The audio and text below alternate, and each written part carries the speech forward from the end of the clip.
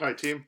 Mr. Bauman here. We're going to try to go through a few slides and then get into Malcolm X, Martin Luther King, so you kind of get an idea of what all of the civil rights movement was about. You know who Rosa Parks was? She refused to move to the back of the bus to get up her seat in the front of the bus, very famously, and because of that, the community in Montgomery, Alabama, launched a bus boycott for almost a year until the buses were desegregated. The hope was to put the bus companies out of business if they refused to let black people sit where they wanted. Um, Boycotters, though, were harassed by white employers and police officers. If they were walking down the street by themselves, they were often beaten up or harassed. So they often had to do like the buddy system or get rides from other friends set up by the NAACP. But this really brought civil rights to the national level when there were beatings. People had reports their bosses fired them because they weren't riding the bus like they used to. Martin Luther King started the Montgomery Improvement Association that year. They sued the bus company, and the Supreme Court declared that segregation on buses was unconstitutional. So first, we had Linda Brown and school and the Brown versus Board of Education case, which made it illegal for schools to segregate. Now they're saying buses can't segregate. That's going to lead to other things. Then Martin Luther King started this thing called the SCLC, or the Southern Christian Leadership Conference. It was the major force in organizing the movement in civil rights. We talked earlier this year about how Martin Luther King was inspired by Gandhi. Gandhi was the leader in India in the late 1940s. Uh, Gandhi believed in nonviolence. Gandhi would fast, refuse to eat if he got put in jail.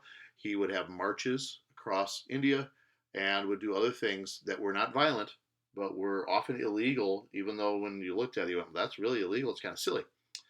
Martin Luther King's famous quote here is, "We must forever conduct our struggle on the high plane of dignity and discipline." So they didn't. He told his people not to fight back physically, to always just, if someone tries to arrest you for doing something, you don't argue, you don't fight, you just say, okay, put your hands out, let them handcuff you, and let the courts and really the public opinion decide. At least it's a Little Rock Nine. You learned about this on Tuesday. The facts were the governor of Arkansas announced he's not responsible for any violence if black students show up at Little Rock Central High School. Governor Faubus called in the National Guard to prevent black students from entering the school. So they blocked the doors. But a new court order forced him to withdraw the National Guard and allow black students in September of 1957. This was the first high school really in the South that was integrated, but only 9 select students were chosen. If you remember, I had a link on Tuesday with a lesson that allowed you to click on the Little Rock Nine, the movie, the Ernest Green story. Here are just some pictures. This is the first day of actual school. 3 weeks later, they got to go to school. You see the mad crowd yelling and screaming at the African American students and the guards that actually had to guard the students. The quote here, white students yelled insults in the halls and during class. They beat up the black students, particularly the boys. They walked on the heels of the blacks until they bled. They destroyed the black students' lockers and threw flaming paper wads at them in the bathrooms. They threw lighted sticks of dynamite at Melba Patillo Beals, stabbed her, and sprayed acid in her eyes.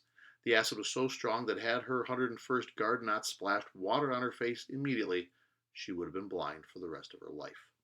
White students protested the 9 being in the school, some of them by leaving, going to private schools or moving to other schools. And here you see one of the African American reporters being beaten up by a white mob outside the school. Students were escorted out of the building at noon their very first day of school, but then President Eisenhower sent over 1,000 troops from the 101st Airborne Division to protect the black students. It became a big confrontation between the state government and the national government. Eisenhower was the first ever president since Reconstruction to use the armed forces to support the rights of black people. So this was the first time in like 80 years that had happened. Ernest Green becomes the first black graduate of Little Rock Central High School. There's the movie poster, the cover there that you can watch if you click on the link I had the other day. I'll put it on Schoology in another spot in a little bit. And also, African Americans started using what are called sit-ins. Sit-ins was an example of civil disobedience. Blacks and sometimes their white friends would sit at white-only lunch counters like this until they're arrested. It was done all over the South. So you were not allowed, if you were black, to sit at the lunch counter. Only white people were. So blacks would go sit there, take their spots, and they would be arrested. Here you see the picture of them, African Americans and whites, sitting at the counters having drinks poured on them. That, I guess, was legal. The cops never arrested the white people for spitting on them or pouring drinks or even beating them up, but they would definitely arrest people who would refuse to give up their spot. They're African American. We also have, oh, this is terrible. I'm sorry, I don't know why this is like this. It didn't used to look like this. Not sure what happened to my pictures here. We're going to have to make this smaller. There we go. That's weird. And back to present. The 16th Street church bombing um, happened in 1963. A group of KKK members set off a bomb, killing 4 girls, injuring 20 more.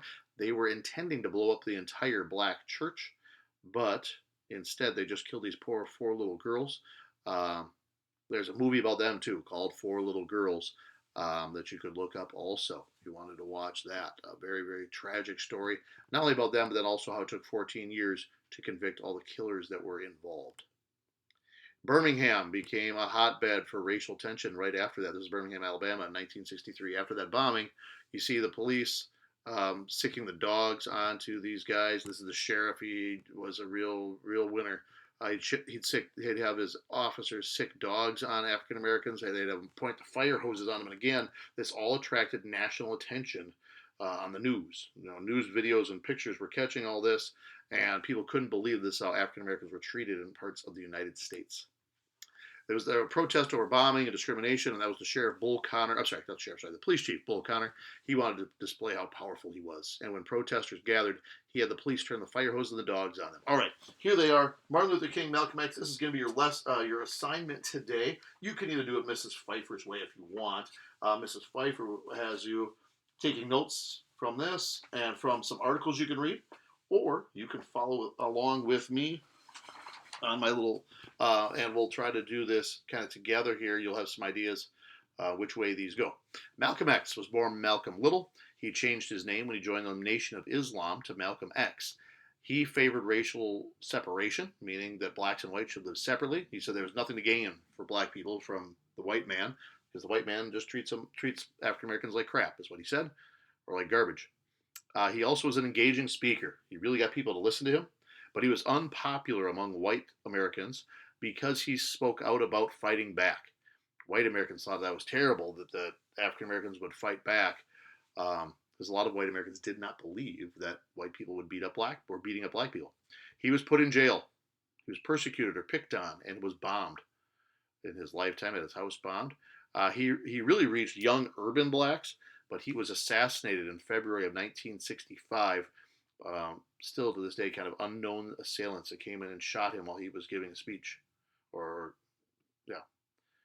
Here's some pictures. That's him with what was then known as Cassius Clay, later known as Muhammad Ali, famous boxer. I was very good friends with Malcolm X. There's just pictures of his daughter, him giving speeches. This is a picture when he was a young man. He was in prison in the 1950s before he joined the Nation of Islam, became Malcolm X. Oh, there's supposed to be a speech there. We'll come back to that. I'll put a link on with the Malcolm X speech because for some reason that went away. There used to be a speech on that page. That's weird. Malcolm X, this is the picture of the murder. He's getting down at a rally. Very, very sad.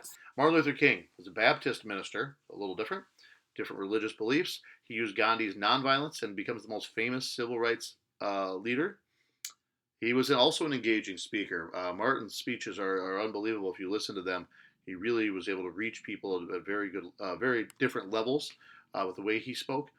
He wanted integration, meaning the mixing of races, and it was often popular among white people too, in the North especially, obviously. He was also jailed, persecuted, and bombed like Malcolm X, and he wrote what is called the I Have a Dream speech. That I Have a Dream speech, of course, you might have heard before. That's often played on Martin Luther King videos on Martin Luther King Day, where he talks about he had a dream about what America should look like. And he was assassinated on April 4th, 1968. He was very good friends with Bobby Kennedy. Bobby is the younger brother of John F. Kennedy. He was assassinated in 1963. He led marches and all sorts of things. This is the picture of the March on Washington, hundreds of thousands of Americans. This is him getting arrested for hitting a speeding ticket once, and he was hauled off to jail for a speeding ticket on the way to a rally in Alabama. And there we go. We don't have a speech from him. Like I said, I will link a couple speeches on the question sheet on this assignment so you can hear just some snippets. That Martin Luther King speech might be one of my favorite speeches in American history because it is creepy. Very, very creepy, eerie, because he basically is foreshadowing. Those of you who know what language, play attention in language arts, you know what foreshadowing means you like are predicting the future.